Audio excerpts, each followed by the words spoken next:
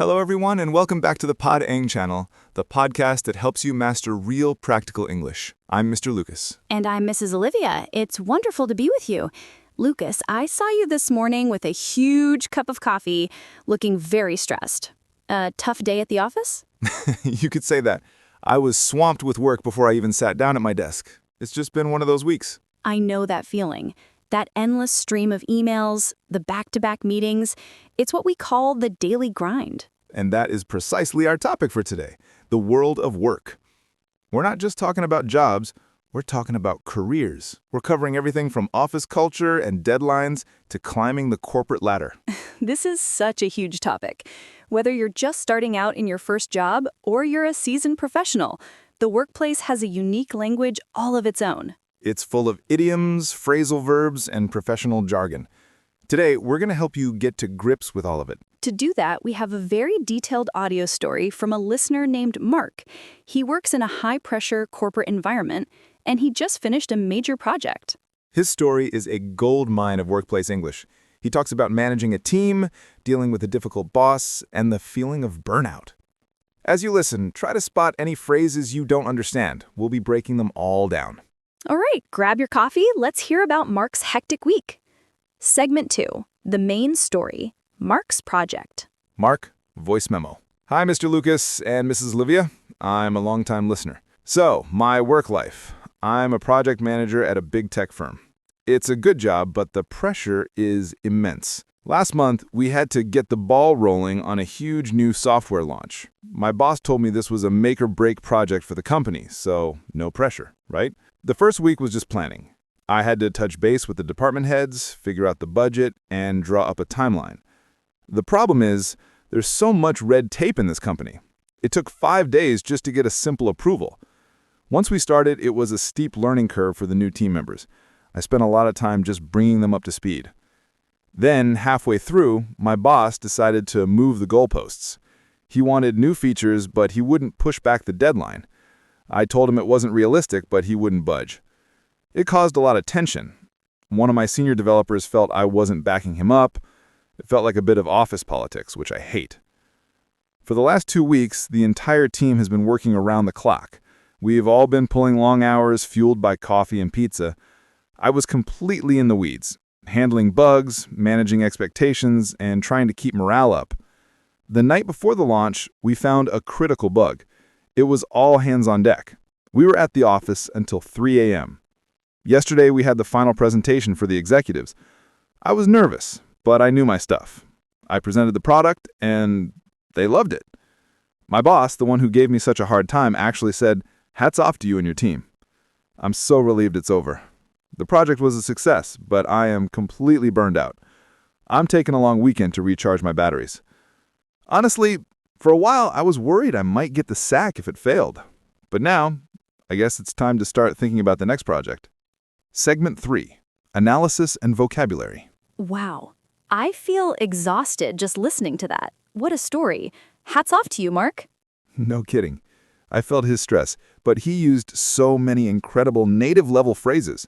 Let's dig in. Olivia, what was the first one that jumped out at you?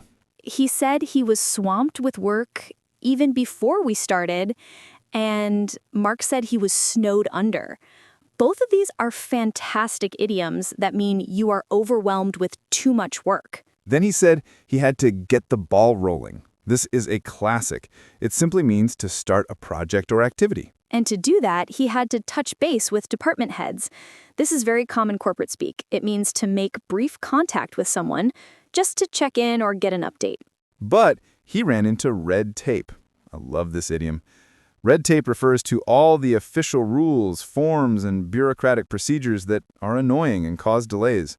And the new team members faced a steep learning curve. This means something was very difficult to learn in a short amount of time. He had to bring them up to speed, which is another phrasal verb meaning to give them all the current and necessary information. Then the real problem started when his boss moved the goalposts.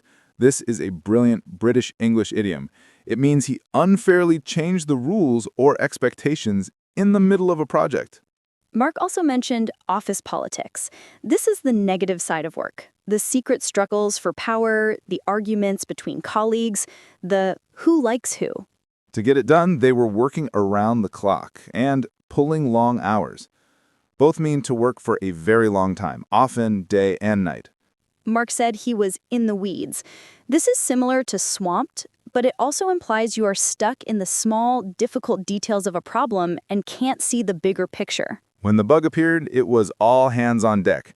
This is a phrase from sailing. It means it was an emergency, and every single person was needed to help solve the problem. And finally, two great outcomes. His boss said, "Hats off to you," which is a way of saying, "Congratulations," or "I admire what you did." And Mark himself is burned out. This is a very important modern term. It's not just tired. It's a state of deep physical and emotional exhaustion from too much stress over a long period. He needs to recharge his batteries. Segment 4, deeper discussion. That was a lot. But it brings up a bigger topic.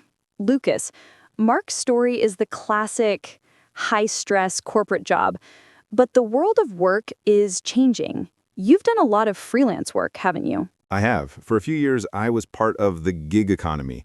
I was my own boss. It sounds great, but it has its own challenges. Such as?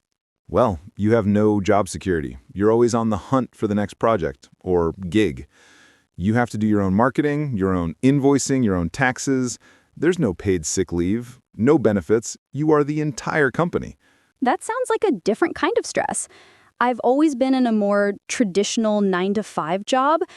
I like the stability. I get a steady paycheck, I have health insurance, and I have a clear career path. I'm trying to climb the corporate ladder, as they say. But that ladder can be slow, and you have to deal with the office politics like Mark did. You have to answer to a boss. It's a trade-off. It is. And now we have remote work and hybrid models, which are changing everything again. People are talking more about work-life balance. Exactly.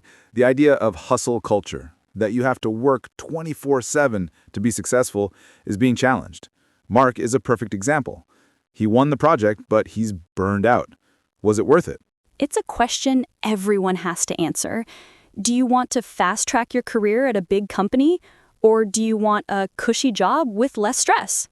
A cushy job, I like that. A comfortable, easy job.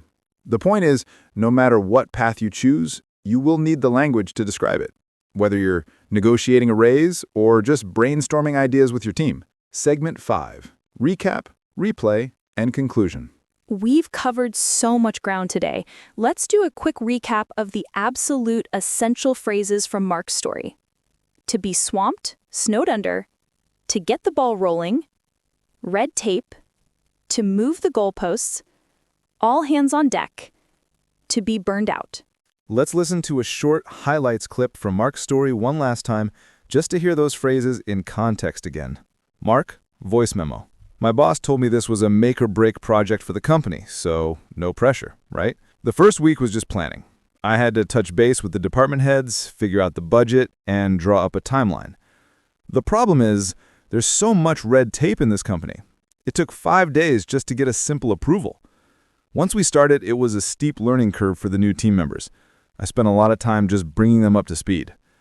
Then, halfway through, my boss decided to move the goalposts. He wanted new features, but he wouldn't push back the deadline. I told him it wasn't realistic, but he wouldn't budge. It caused a lot of tension. One of my senior developers felt I wasn't backing him up. It felt like a bit of office politics, which I hate. For the last 2 weeks, the entire team has been working around the clock. We've all been pulling long hours, fueled by coffee and pizza. I was completely in the weeds, handling bugs, managing expectations, and trying to keep morale up. The night before the launch, we found a critical bug. It was all hands on deck. We were at the office until 3 a.m. Yesterday, we had the final presentation for the executives. I was nervous, but I knew my stuff. I presented the product, and they loved it. My boss, the one who gave me such a hard time, actually said, "Hats off to you and your team." I'm so relieved it's over. The project was a success, but I am completely burned out. I'm taking a long weekend to recharge my batteries. Honestly, for a while, I was worried I might get the sack if it failed. But now, I guess it's time to start thinking about the next project. It's so powerful when you hear it all together. The language of work is the language of action, stress, and success. And that is all the time we have for today on the Pod Eng Channel. We hope this episode helps you feel more confident in your professional life. Now for your challenge. We want to hear from you. In the comments, tell us about your job. Do you work in 9 to 5? Are you a freelancer? And what's one phrase from today's show that describes your work life? Are you swamped with work? Or do you have a cushy job? We'd love to read your answers. If you found this episode useful, please subscribe and share it with a colleague. It really helps us out. Until next time, thanks for listening and keep practicing. Bye, everyone.